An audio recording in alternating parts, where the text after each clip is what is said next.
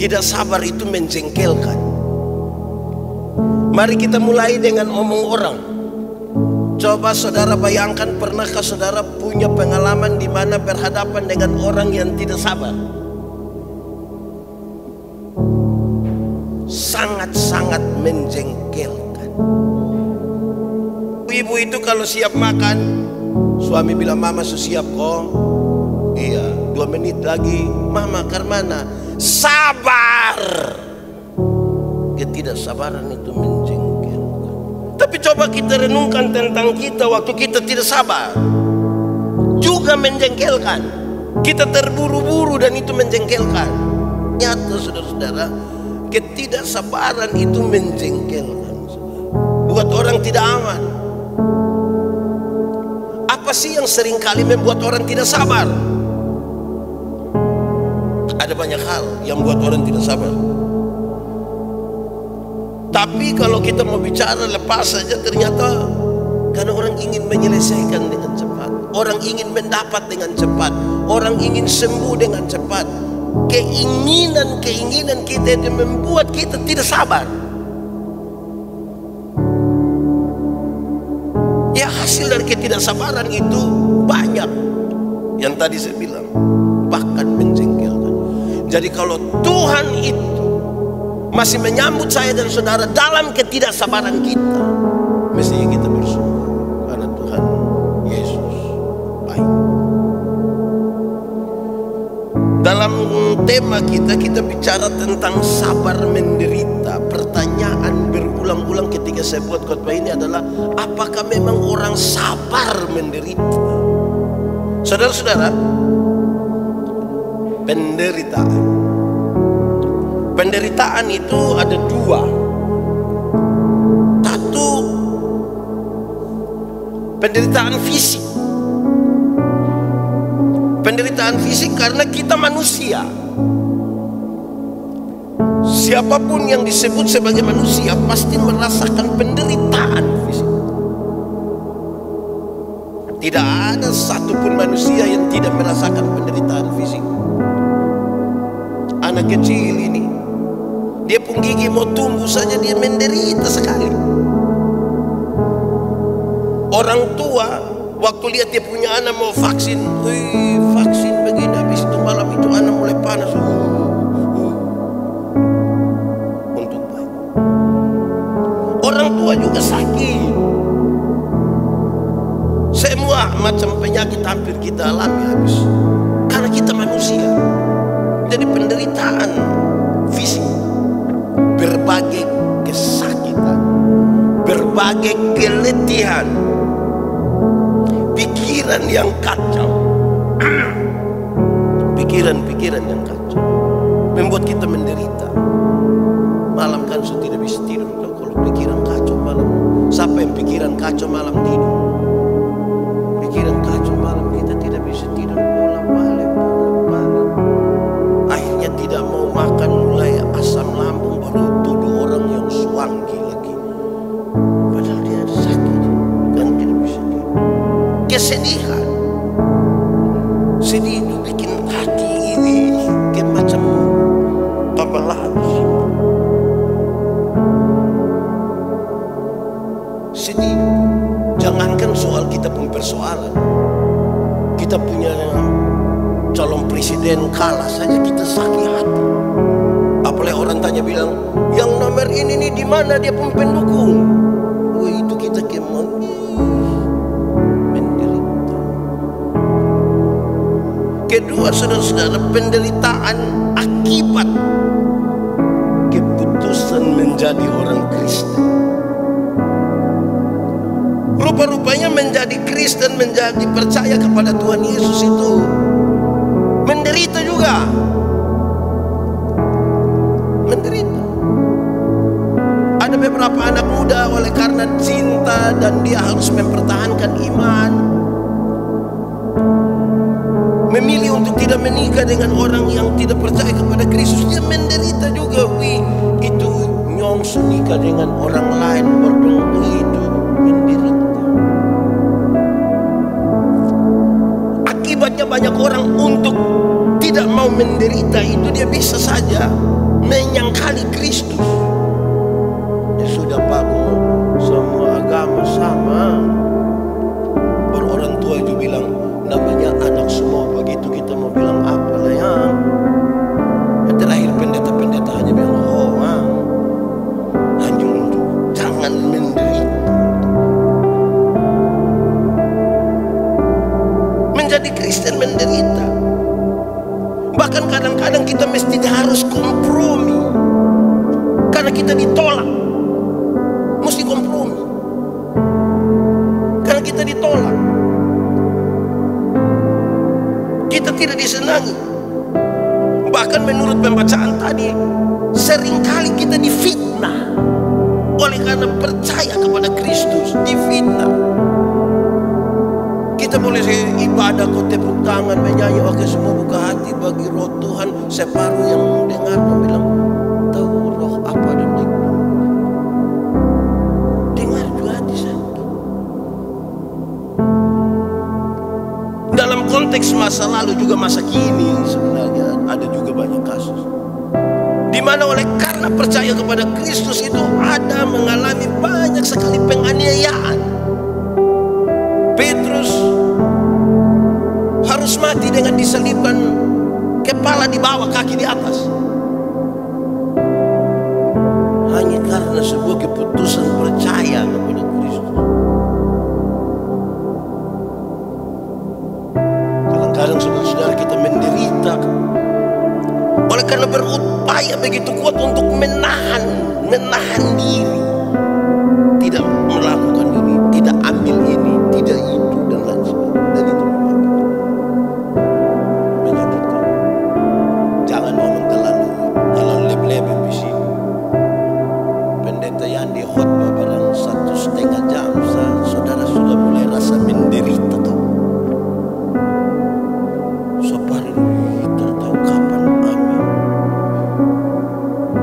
Apalagi kalau pendeta khotbah, pendeta bilang, jadi baik saudara-saudara, marilah kita pulang dengan hati yang baik karena kita semua sudah diberkati dengan firman. Pasti dia pikir semua amin. Seperti yang tadi baru poin kedua, itu langsung saudara menderita lagi toh. Jadi sabar ini juga bikin kita menderita. Tapi pembacaan tadi saudara-saudara memberi pesan yang baik sekali bagi kita dalam penderitaan kita sebagai orang Kristen. Dia kasih tahu yang bisa menolong kita itu adalah kalau setiap orang percaya kepada Kristus itu menempatkan Kristus sebagai yang terpenting dalam hidup, maka sukacita tetap ada dan kita tidak akan pernah kehilangannya. Tetapi kalau kita terpaut, jadi bukan Kristus yang utama dalam hidup kita, bukan Kristus yang utama dalam hidup kita. Hati kita terpaut kepada hal-hal seperti kekayaan, kegembiraan, kemudahan-kemudahan, dan kesenangan-kesenangan. Ketika 4 hal itu hilang, kita akan sangat terluka dan menderita. Hati kita ini kalau tidak terpaut kepada Kristus dan hanya terpaut pada kekayaan, kegembiraan, kemudahan, dan kesenangan, waktu itu 4 barang hilang, kita terluka. Di mana hartamu berada kan di situ hatimu. Itu harta hilang semua, siapa tidak terluka? Kegembiraan lenyap oleh karena 1-2 hal membuat kita menderita, terluka. Kemudahan, kita di rumah kok misalnya semua hanya tendes kanop seperti itu, teng langsung makanan datang, teng langsung rumah berdiri, teng suami langsung muncul. Kemudahan sekali tuh. Tiba-tiba kita pelayanan di menela itu pulsa sana lain. Tidak bisa tekan apa-apa, kemudahan hilang semua. Hidup pun susah. Pak pendeta kalau beta di sini 1 minggu mangkali beta sudah almarhum. Karena kalau kemudahan hilang tuh kita rasa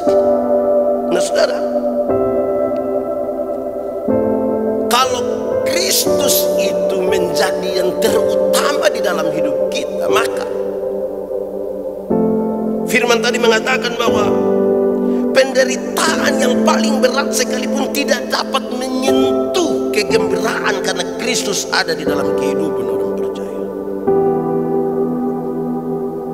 Kristus menjadi jawaban atas kesabaran orang-orang yang percaya kepada Kristus. Kenapa dia bisa tahan menderita? Ada banyak istri diperlakukan tidak adil oleh suaminya. Mestinya dia punya alasan untuk berhenti sudah. Tapi karena dia ingat janjinya kepada Kristus dan dia takut Tuhan, walaupun menderita bertahun-tahun, sudahlah, dia tetap di situ. Penderitaan yang paling berat tidak bisa menyentuh sampai kegembiraan Kristiani yang ada di dalam kita kan Kristus. Dengan demikian saudara-saudara, sekaligus ditegaskan Kristus yang tinggal di dalam kita itu memberikan kepada kita semangat kasih yang besar. Itu memungkinkan orang-orang melakukan kebaikan-kebaikan, bahkan rajin untuk melakukan yang baik. Rajin. Semangat Kristus yang ada pada kita. Kita suami-suami ini kadang-kadang hanya sampai di lemah saja, lembut tidak. Sudah lemah baru kita mengerti kelembutan. Kalau sakit semua mati itu baru dia tiba-tiba di lemah, dia bilang, "Mama, Tuhan Yesus baik. Tuhan pakai mama untuk rawat papa. Papa tidak salah pilih." Itu sambil menangis. Coba kalau itu hari Bapak dengan dia yang di grup WA, itu kalau so sakit. Kalau dia ada sehat-sehat, istri bilang, "Papa, berhenti mabuk, berhenti, sudah ingat umur, ingat umur." Dia bilang, "Kau paling mati."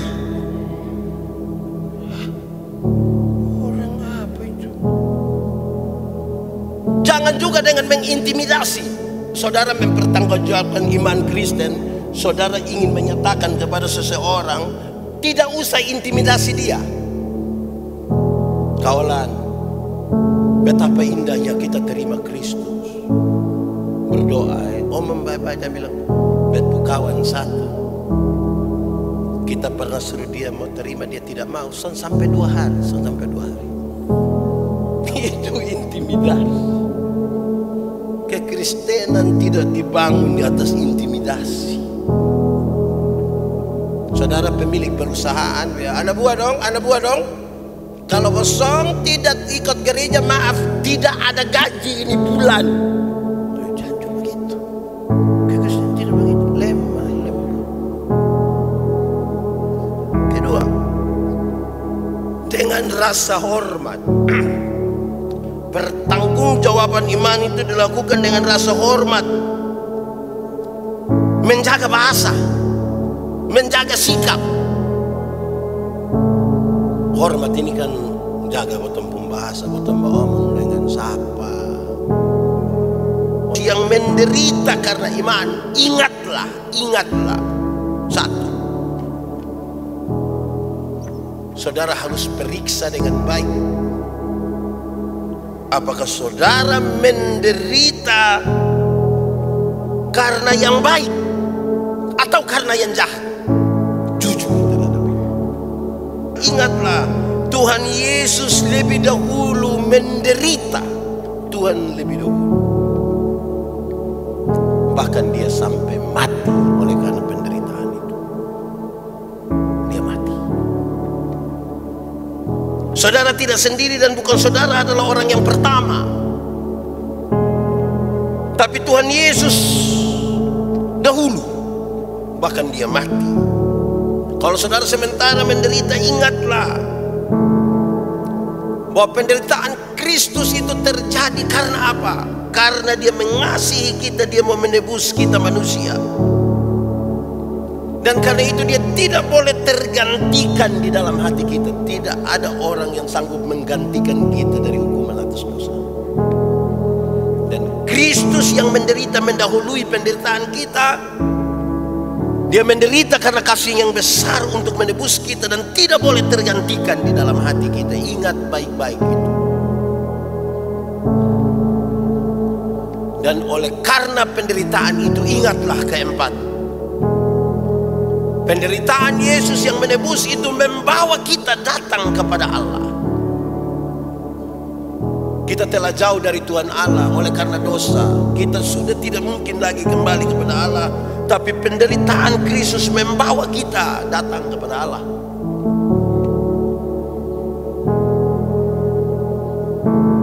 Dan yang kelima, karya penyelamatan Yesus Kristus disebutkan tidak terbatas.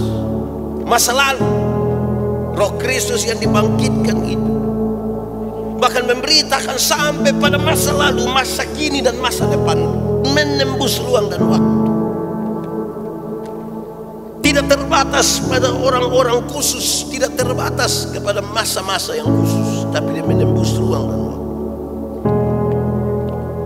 Kalau itu sekiranya dipahami dengan baik, 5 hal tadi, orang Kristen yang menderita mesti ingat, periksa bahwa dia ini menderita karena baik atau jahat. Ingat, Yesus sudah duluan menderita.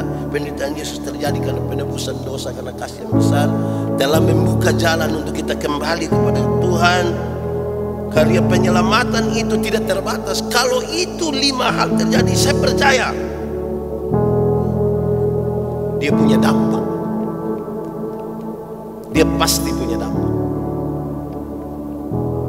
Kekristenan yang seperti itu bahkan dalam penderitaan pun berdampak pada seluruh kehidupan orang percaya. Dan itu juga akan menjadi sebuah bagian dari permohonan hati nurani yang tulus kepada Allah. Jadi apapun yang dialami, kalau hal yang tadi itu ada 5 itu, pasti punya dampak.